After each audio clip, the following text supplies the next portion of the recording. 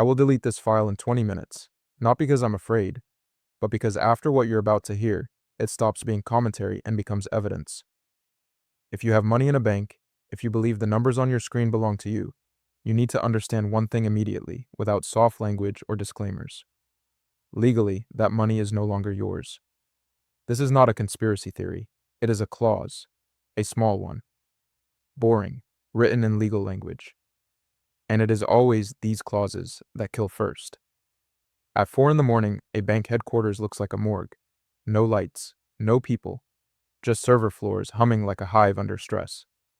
I was there the night I first read the document labeled Internal Resolution Planning Update, version 7.3, Appendix C, footnote 14. The cursor blinked on the screen, the coffee went cold, and in that moment, you don't panic. Panic is loud. This was worse. A cold, physical realization that you've been lied to for decades, and that you paid for the privilege. The document never used the word theft. It never will. Instead, it spoke in phrases like restructuring, loss absorption, eligible liabilities. Dry accounting poetry. But translated into human language, the meaning is simple. In a crisis, your bank deposits above the insured limit stop being money. They become bank capital, equity, shares, fuel for the institution's survival, without your consent, without a court order, over a weekend, while you sleep. I remember the trading floor that day. First, it became unnaturally quiet. The terminals were still running, quotes still ticking, but people stopped speaking. One trader took off his glasses and wiped them slowly on his shirt, over and over. Another's leg was shaking under the desk. A small, involuntary tremor, like someone who has just realized the train has already left the station. Because a bail-in is not an accident. It is an evacuation plan for banks, and a liquidation plan for you. Why did the system do this? Because after 2008, they ran out of options. Bailouts, printing money to save banks, became politically toxic. People remembered. People started asking questions. So in closed-door meetings on the 42nd floor, at 6:15 in the morning, a different decision was made. No more rescues paid by taxpayers. The next crisis would be paid for by depositors. Legally, quietly, elegantly. The math is merciless. Imagine a bank with a $40 billion hole in its balance sheet. Its equity capital is $15 billion. Subordinated bonds add another 10. Still not enough. In the past, the government would step in. Now, the FDIC steps in with a binder labeled Resolution Weekend Playbook. Friday after markets close, the bank temporarily suspends operations. Sunday evening, a press release appears. The bank has been stabilized, deposits are protected. Almost all of them, in small print. Uninsured deposits have been converted into equity instruments. You didn't lose money. You became an investor, by force, in a dying bank. This is where it gets dirty. You're told not to worry. It's temporary. Once the bank recovers, you'll be made whole. But the price of these shares is not set by a market. It is assigned internally, by the same committee that allowed the $40 billion hole to exist. An internal conversion ratio, based on a risk modeling algorithm with a known flaw, error code R17F, flagged a year earlier and postponed for next quarter optimization. And suddenly, you discover that your $100,000 have become paper you cannot sell, cannot pledge, cannot use. 6 months later, the bank optimizes its capital structure and writes that equity down to zero. This is not speculation. It is a model. It has been tested. Cyprus was the pilot program. Europe was the laboratory. The United States is the final implementation. The FDIC does not hide this. They call it orderly liquidation, as if you are being carefully undressed, not robbed. Here is where the feedback loop closes. When people sense risk, they want their money back. But the money is no longer sitting in a vault. It's in the bank's assets, loans, derivatives, bets on a future that may never arrive. The more people want out, the weaker the bank becomes. The weaker the bank, the closer it gets to resolution. And fear itself becomes the fuel for the mechanism designed to erase the fearful. I've seen the numbers. An internal stress test, scenario label. Moderate market dislocation. Moderate, not collapse, not war. Just a 2% rise in bond yields. An 18% drop in commercial real estate valuations. A mild increase in corporate credit defaults. Under that scenario, 3 out of 5 major regional banks cross the resolution trigger. 3. No pandemic, no invasion. Just a market that looks calm. That's why calm is the most dangerous signal of all. Low volatility encourages leverage. High leverage turns small shocks into fatal events. Fatal events activate the clause written in small print, and at that moment, you are last in line. Because legally, you are no longer a customer. You are an unsecured creditor.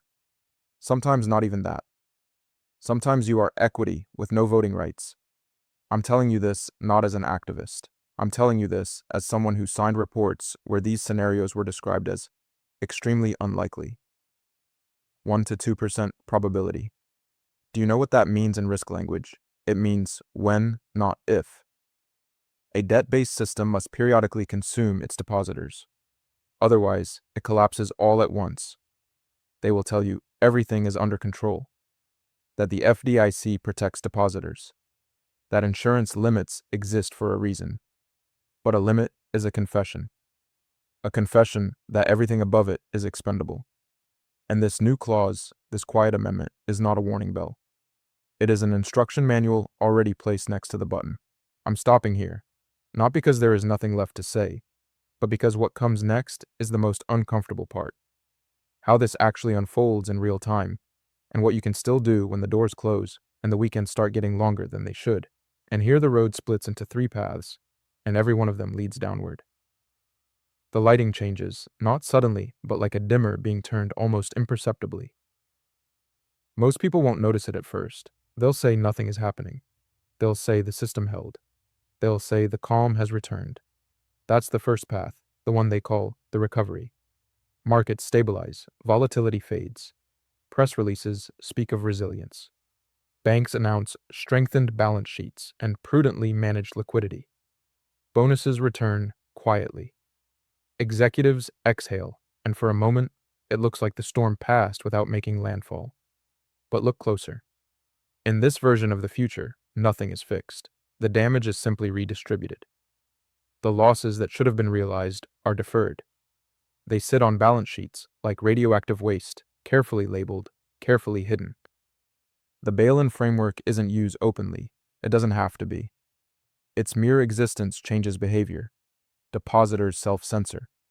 Corporations fragment cash across dozens of institutions. Money stops being parked and starts being shuffled. Velocity slows. Credit tightens. The economy doesn't crash. It atrophies. Quietly. You don't lose everything at once. You lose opportunity, time, optionality. And the system calls that a success. Then there is the second path, the one you're far more likely to walk without realizing it. This is the version where nothing dramatic happens, but everything breaks anyway. Bond yields creep higher, not in a spike, but in a grind. A basis point here. Another there.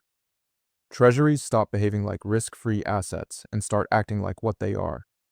Leveraged promises in a saturated system. Commercial real estate doesn't collapse, it simply never recovers. Refinancing becomes a negotiation with reality.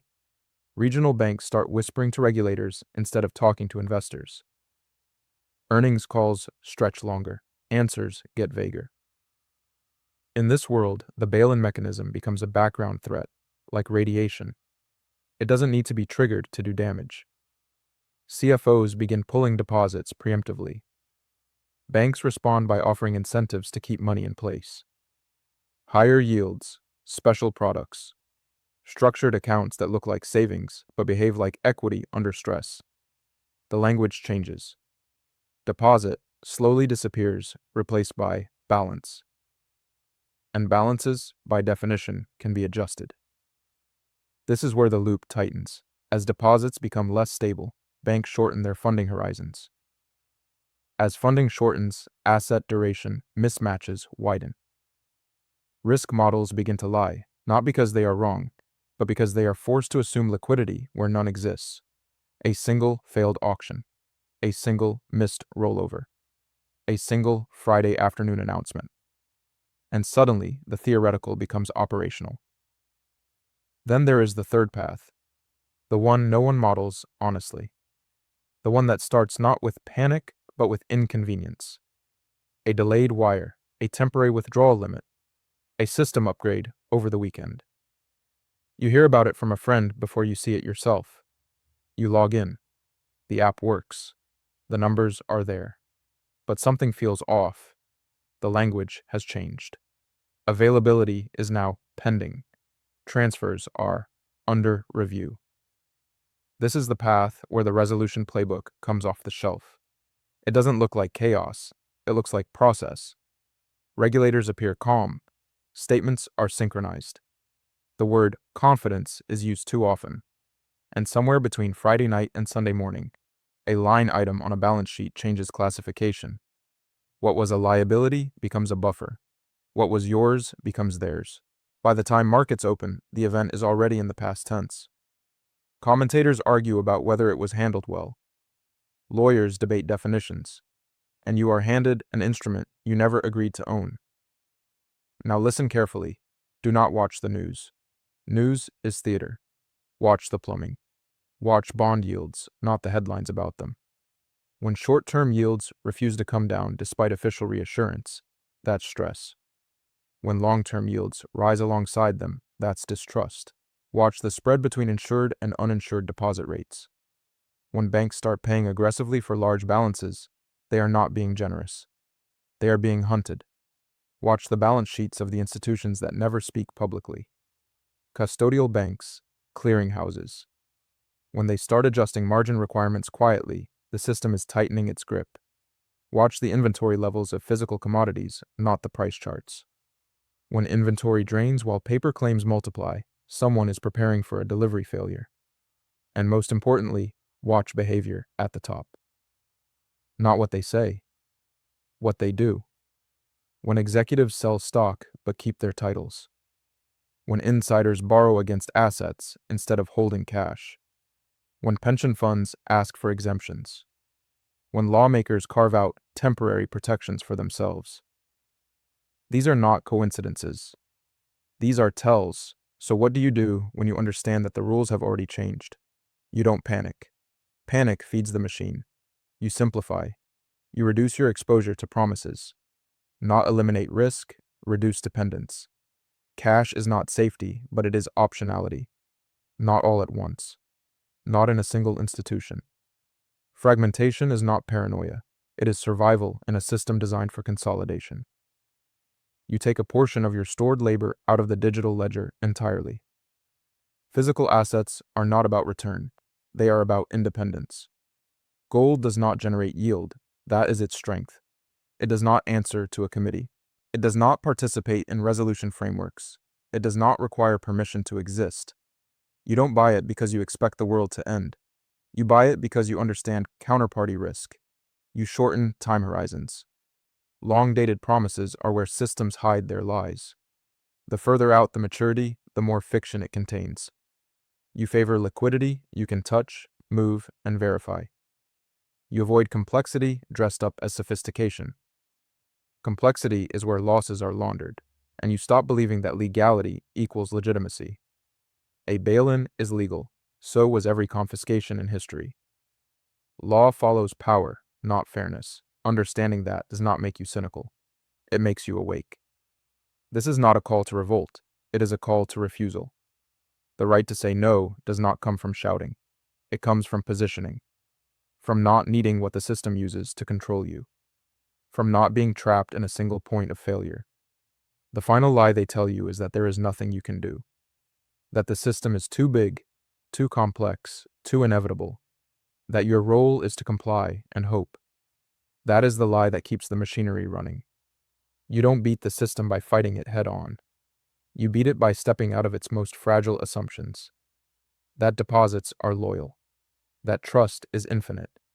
That calm equals safety. Calm is when risk grows. And once you see that, you carry a responsibility. Not to panic others, not to predict dates, but to act as if the rules written in small print matter more than the slogans printed in large font. Because they always have. The question is no longer whether the button exists. You've seen it. The question is whether, when the room goes quiet and the servers hum a little louder than usual, you will still be standing exactly where they expect you to be, or not.